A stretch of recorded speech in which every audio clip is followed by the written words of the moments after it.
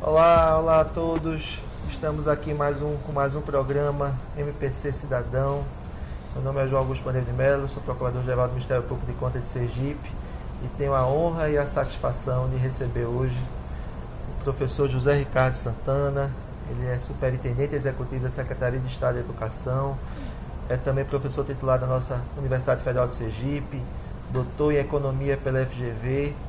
E aqui estamos para continuar essa série de entrevistas, série de conversas sobre a educação, notadamente com foco na educação aqui em nosso estado de Sergipe. Professor Zé Ricardo, bom dia, muito grato pelo aqui conosco. E queria começar, professor, já acho que uma discussão que a sociedade tem muito interesse, muito interessada.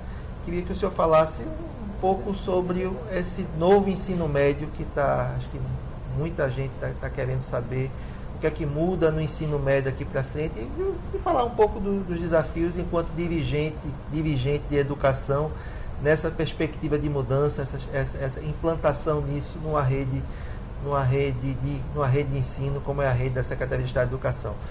Olá, professor, somos todos ouvidos. Bom dia, doutor Bandeira, bom dia a todos. É uma honra, uma satisfação para a gente estar aqui esclarecendo algumas temáticas. Essa temática em particular, acho que é a temática mais relevante, recente, no ensino médio. E o ensino médio é exatamente aquela etapa de ensino que ela fica a cargo eminentemente do Estado, então é uma etapa que a gente olha com muita atenção. E essa perspectiva de mudança do novo ensino médio, eu diria que ela tem alguns pilares básicos, né?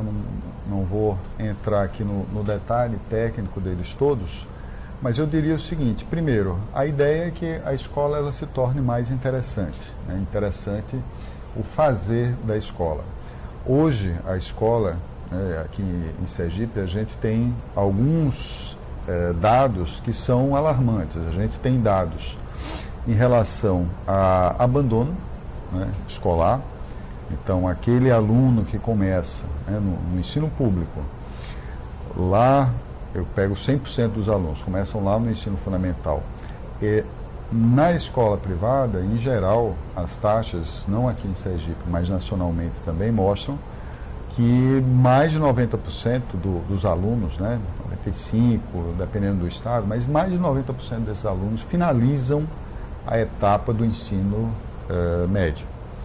No ensino público, essa proporção ela cai assustadoramente. Então, a gente pega daqueles 100 alunos lá, eu vou ter ao final aí em torno de 50% ou menos dos alunos, obviamente dependendo do estado também, mas que finalizam o ensino médio. Isso dá uma desigualdade, né, na condição do aluno, no potencial, na trajetória de vida dele significativa, porque significa simplesmente que eu estou deixando de prover educação para uma boa parte da população. Obviamente, a gente tem outros problemas, são problemas sociais, condição de trabalho que o aluno precisa, mas a escola ela precisa estar preparada e, no mínimo, dar uma atenção e um apoio para isso. Então, abandono é uma coisa que não é aceitável. Aprendizagem do aluno é outra coisa que não é aceitável. Por quê? Porque aqui no estado, em particular, de Sergipe, a gente tem as escolas, uma boa condição, um bom corpo de professores competentes, capacitados, mais de 90% do quadro efetivo, professores vinculados à área, ou seja, professor de história, está ensinando, formado em história, está ensinando história, professor de geografia, está ensinando geografia, matemática. Então, essa adesão das áreas, de área formação, os dados do INEP mostram que Sergipe é o estado onde tem maior adesão. No entanto, os resultados que a gente tem de IDEB, a avaliação externa, colocam a gente nas piores posições, no ranking lá, estamos atrás. Há um esforço, obviamente, que não é apenas da Secretaria de Educação do Estado de Sergipe, mas isso é um esforço nacional em prol da educação básica, em prol de reverter essa situação e fazer com que o aluno, de fato, ele tenha uma condição de ter do início à formação final, a conclusão do ensino médio também, né? E o novo ensino médio é uma oportunidade para isso. De mudar um pouco esse modelo, essa maneira que vinha sendo feita que não estava dando exatamente certo, né? De acordo com o modelo antigo. Então, pelo que a gente até conversou antes, dá uma perspectiva maior de sentido para os alunos e trabalha melhor essa perspectiva. Para o aluno ver na escola uma perspectiva que ele tenha de até casar com o projeto de vida dele, ou seja, ele tenciona seguir uma determinada trajetória profissional, né, ou de futuro, qualquer que seja ela. Então ele vê na escola esse sentido. A partir do momento que eu tenho na escola a condição de interagir um pouco mais as áreas, então eu não trabalho apenas os componentes individuais, né, história, geografia, filosofia, matemática, português. Não, eu digo assim, você tem uma grande área de linguagens, tem uma grande área de humanas, então você começa a entender que aquelas áreas elas podem se relacionar.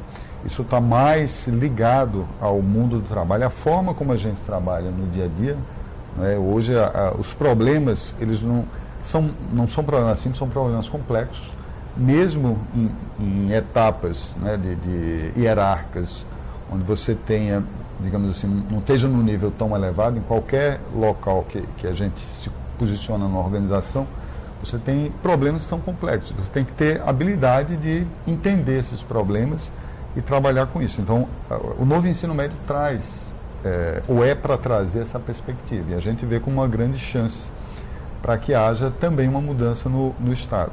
Isso significa que a gente vai ter não só essa visão do aluno, uma primeira mudança, fazer isso por área, mas vai ter que a escola ser mais interessante, ou seja, se aproveitar de coisas que são feitas na escola. E aí o pessoal tem discutido muito, né? E lá dentro da secretaria a gente defende sempre para dizer o seguinte, vem sempre dizendo o seguinte, defende isso. Olha, a gente tem que aproveitar muito do que já é feito na escola hoje. A gente tem muitos projetos feitos pelas próprias unidades escolares, professores e alunos, e que precisam ser disseminados. Não precisa assim, a gente inventar muito, a meu ver, né? E é essa discussão que a gente tem tocado. Então, quando os alunos fazem alguns projetos, né, ou projetos que envolvem alguma investigação científica, alguma melhoria na escola, alguma atividade, mesmo atividade cultural, né, de feiras, ou seja, você está interagindo, que é outra característica do ensino médio, para a escola ser mais interessante, trabalhar algumas habilidades desse aluno. Né? Não basta ele saber, né, as datas lá, como nós estávamos discutindo, de quando foi descoberto o país, ou aquela quando a famosa América decoreba, chegou, né, que se falava antigamente. Você até tem esses conhecimentos como marcos, mas assim, eles não vão te ajudar, não vão te dar habilidade para resolver os problemas que você vai ser colocado no dia a dia. Então, realmente, precisa que haja essa habilidade, e aí é uma ênfase muito grande nas habilidades, né? Ao invés de apenas ter o conteúdo, mas fazer com que o aluno ele tenha a habilidade de lidar, ou seja, trabalhar em equipe, ser comunicativo, né, traçar uma estratégia de como você pesquisar e resolver algum problema. Então, essa é uma segunda característica. A forma do fazer pedagógico, ela tem que ser menos conteudista, não que o conteúdo não seja relevante, muito pelo contrário, né, se a gente não tiver conhecimento, você também não tem o que contribuir, né? Isso eu sempre falava para os meus alunos, não, vou fazer trabalho em grupo. O trabalho em grupo ele é relevante quando cada um tem o que contribuir, senão fica você coloca todo mundo para fazer o trabalho, não é esse o ponto. Então a gente tem que ter o conteúdo, mas tem que ter essa habilidade. E um outro ponto relevante do ensino médio é trazer, então, com todas essas áreas, né, são 4 áreas propedêuticas, mas tem também uma perspectiva de trazer uma quinta área, que é um quinto itinerário, que é um itinerário profissionalizante.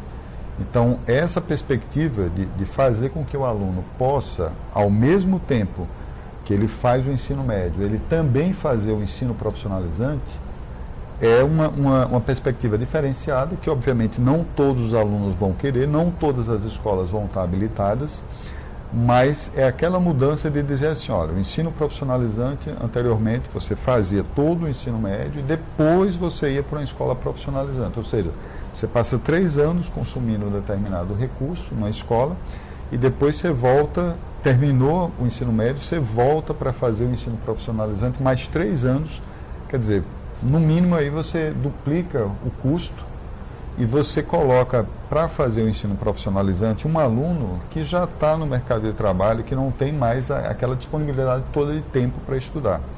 Então, a ideia do quinto itinerário, que é uma outra vertente importante do novo ensino médio, é uma possibilidade de fazer isso de forma concomitante.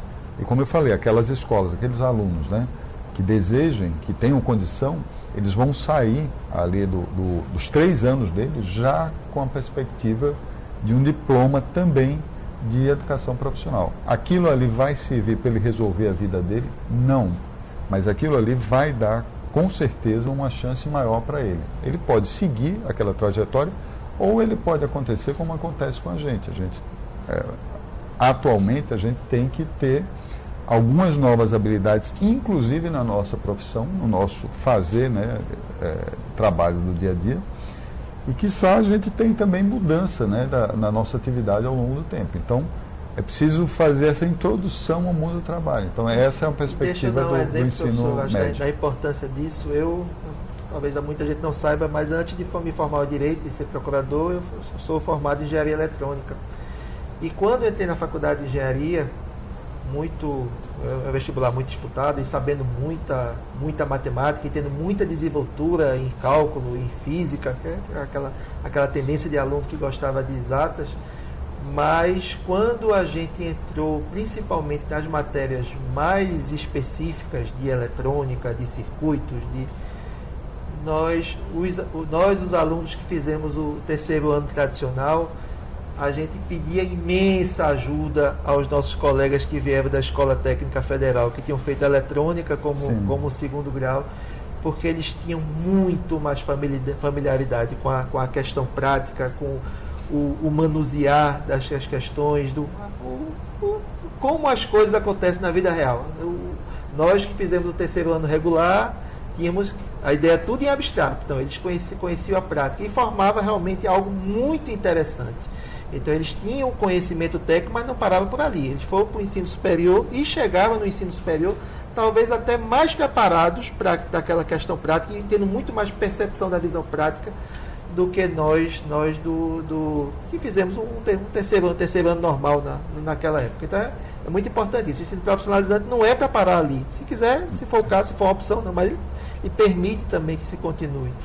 Na verdade, eu diria o seguinte, que ele ajuda o aluno a consolidar e ele cria uma estratégia de estudo, porque assim, não adianta você, em atividade de ensino profissionalizante, você saber, nas palavras do senhor, doutor Bandeira, decorar alguma coisa, porque assim, você vai ser desafiado a colocar algum experimento para funcionar. Então, você vai ter que saber o que está acontecendo ali. A gente tem tido essa experiência nas parcerias que a gente faz. Hoje a gente oferece na rede estadual, mas a gente fez parcerias nas vagas de gratuidade com todo o Sistema S. Então, pra vocês terem uma ideia, a gente conseguiu fazer onde a gente não chegava com a rede estadual. Lá no Alto Sertão sergipano, a gente trabalha hoje com o SENAR, o Serviço Nacional de Aprendizagem Rural.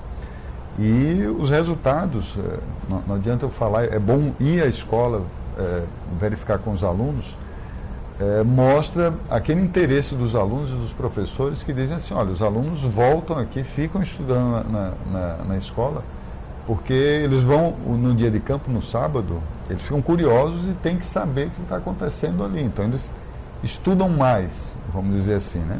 E a gente tem feito isso com o Senai, o Senac, o SEST agora, e com o Instituto Federal também, tá, com o IFES, então essa experiência tem sido interessante. Só para ressaltar um ponto, doutor Bandeira, o senhor acabou de falar, a gente pega, eu me queixei no início lá da nosso posicionamento nas avaliações externas, né, no IDEB, e a avaliação internacional, né, o exame de PISA, O Brasil ele é posicionado depois do 50º lugar, né? Então 50 e tanto lá está o Brasil.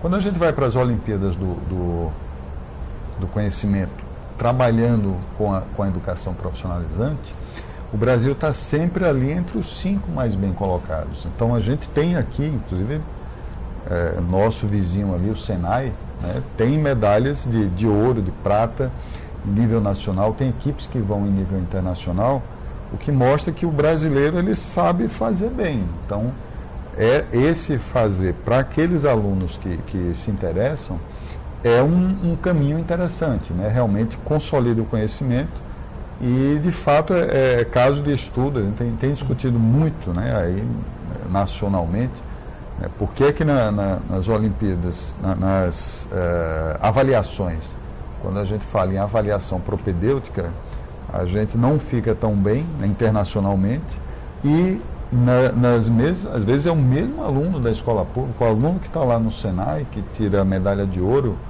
né, nacionalmente, ou vai para a equipe internacional, um aluno da escola pública.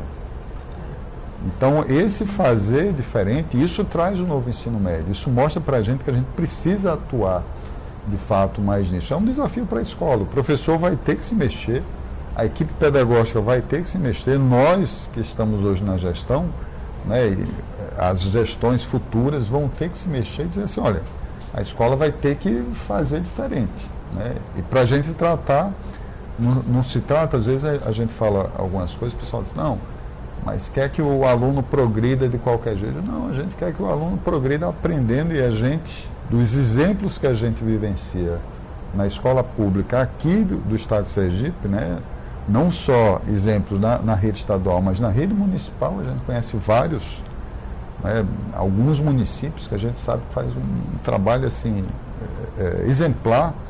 A gente tem bons exemplos aqui, não precisa a gente, né, como o professor Josué, nosso secretário de Educação, fala, não precisa ir à Finlândia, não precisa ir muito longe. Né? A gente vai aqui no Nordeste, a gente tem exemplos maravilhosos, aqui dentro do estado de Sergipe a gente tem bons exemplos. A gente precisa ganhar escala.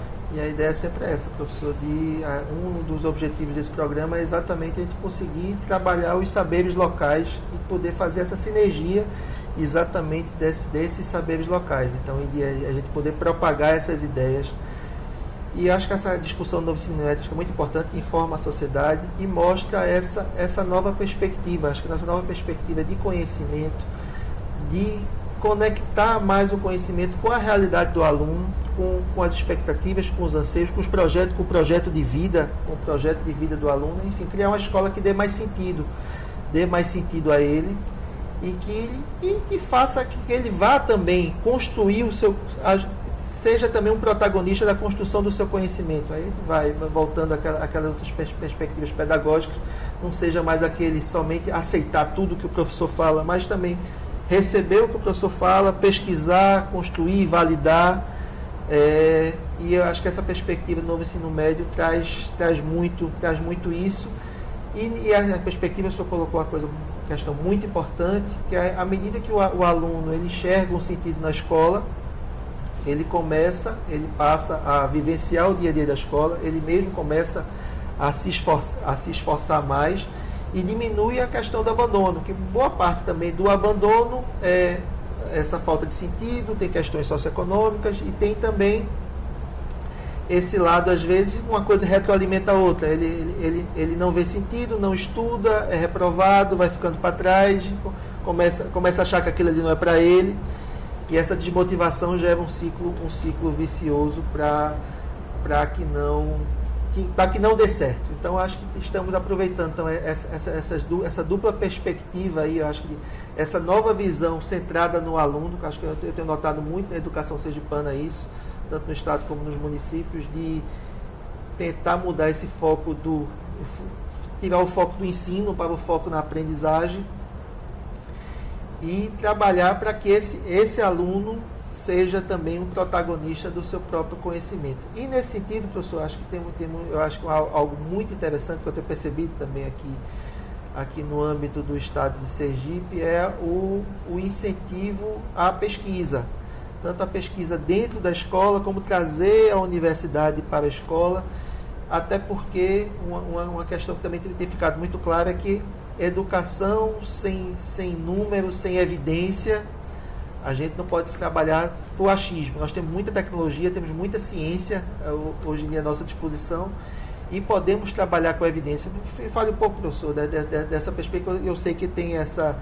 E já aproveite já também essa questão, também um outro ponto, a questão do incentivo às Olimpíadas, aos alunos estudarem, dando também esse sentido e essa motivação para os alunos estudarem. Perfeito, doutor Bandeira. Eu acho que a percepção, não sei o quanto está clara, mas eu acho que vai nessa direção. Eu queria só aproveitar, né, do comentário anterior, que a gente falou que o novo ensino médio vai mexer com o professor e tudo mais, mas eu acho que o senhor tocou num ponto que é o ponto crucial.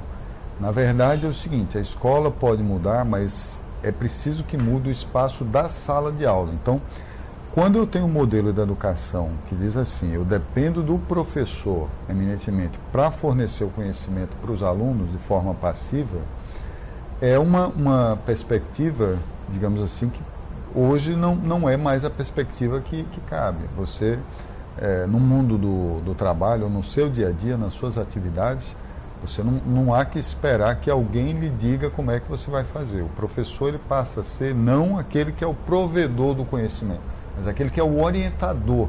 Então, esse espaço da sala de aula é dizer assim, vamos aproveitar a experiência dos alunos, instigar os alunos e fazer com que eles construam, né? E eu não necessariamente vou saber mais do que o meu aluno. E esse que é o grande pulo, às vezes o grande temor, a meu ver, que não é exatamente não deveria ser um ponto de temor, mas que exige também um ponto que a gente não comentou anteriormente, o novo ensino médio, uma nova habilidade, novas habilidades que a gente está falando dos alunos, mas também dos professores, de trabalhar com isso. No período agora da pandemia, a gente viu muito claramente, né? Determinados grupos e professores, né, que estavam ali fazendo atividades, às vezes não tinham conhecimento, tinham algum certo receio, mas a gente pensa que não há por que ser dessa maneira. Vou citar um exemplo meu. Ontem eu estava na universidade à tarde ministrando aula, né, o projetor ele teve um probleminha ali, realmente estava na partição de tela correta, e o negócio não passava. O aluno chegou para mim e disse, professor, tenta fazer assim. Tranquilamente, aqui tentei, funcionou. Digo, olha, está tudo bem, o que importa para mim? Importa que a gente estava trocando ali, era uma coisa um pouco mais estatística, mas estavam trocando ali ideia num exercício e a projeção, que era o problema que nos afligia naquele momento. Não há qualquer impedimento de você receber também esse apoio, essa ajuda. Então, esse espaço da sala de aula precisa mudar. E a gente enfatizou muito a evidência que eu falei do ensino profissionalizante, que ajuda o aluno a consolidar ali o seu conhecimento. Agora, no caso do propedêutico, nós temos 4 áreas, né? Linguagens, matemáticas, humanas, natureza. Então, são 4 grandes áreas que abrangem todos os componentes. Essas áreas, como é que elas ficariam? Elas ficariam da mesma forma que eram anteriormente. Então, o que a gente tem buscado fazer e motivar é fazer com que essas áreas também, elas façam os seus projetos. Então, não precisa que o aluno, né, se interesse por ter ali algum curso profissionalizante. Mas é importantíssimo que ele, sim, participe de algum projeto da escola dele, né? Vamos dizer que ele... Não, eu quero, sei lá, estudar para uma área de saúde, de enfermagem, alguma coisa. Vamos fazer algum projeto que abranja isso, ou da área social. Vamos fazer algum projeto que abranja a comunidade do entorno da escola, na área de humanas, por exemplo.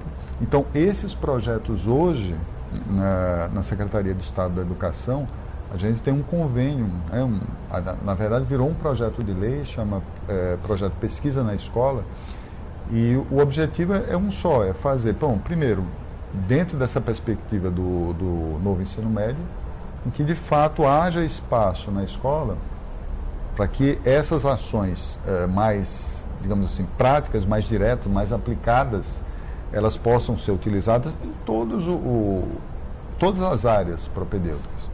Então não está restrito a uma área, em todas as áreas. E aí todo esse processo ele é feito com um edital, que é um edital público, né, publicado em Diário Oficial pela Fundação, ela lança, os projetos são captados, o professor tem auxílio, o aluno que participa da escola pública tem auxílio, tem uma bolsa para ele fazer parte do projeto, não é uma bolsa, digamos assim, gratuita, obviamente não tem contrapartida direta, é uma bolsa mesmo. Mas ele tem que participar do projeto e oferecer um resultado, né? É avaliado, oferece o relatório. Isso é uma linha. Uma outra linha é de estimular muito, né? Se o aluno, bom, não quero dedicar meu tempo a fazer um projeto, eu quero só expor numa feira científica.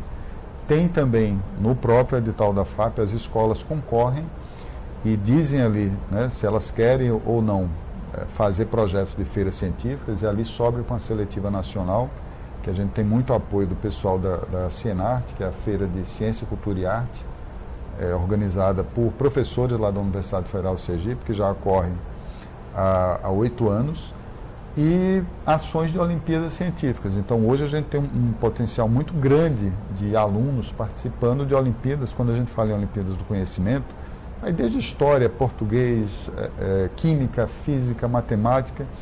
Inclusive agora, recentemente, a gente teve alunos, né, medalha de ouro nacional em astronomia, tivemos agora aluno, medalha de ouro nacional em História, Olimpíada de História, e por aí vai. Então, o levantamento que a gente fez o ano passado tinha pelo menos 51 premiações relevantes de alunos da rede estadual, que precisam ser disseminadas.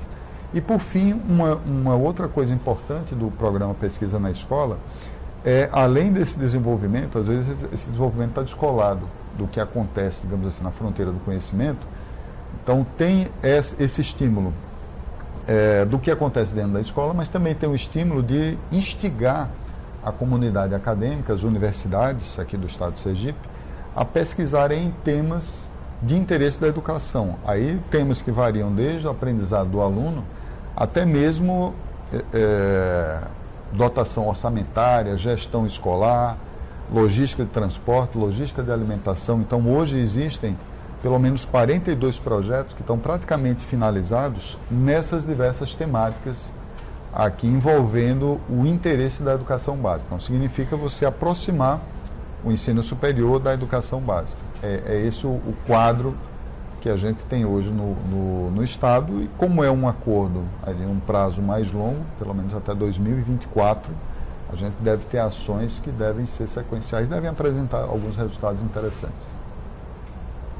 Excelente, professor, porque eu acho que realmente a pesquisa, o número, tanto no funcionamento da logística da escola, mas também em trazer a comunidade científica para junto dos alunos, inspirando os alunos, inspirando também os alunos a pesquisarem. Essa questão das Olimpíadas, que eu acho que é muito importante, acho que fica o recado também para as redes municipais que possam, nos seus alunos, evidente, de acordo com as faixas etárias, também participarem dessas Olimpíadas, para que aquele aluno tome o gosto por estudar, tome o gosto pelo conhecimento, por essa viagem.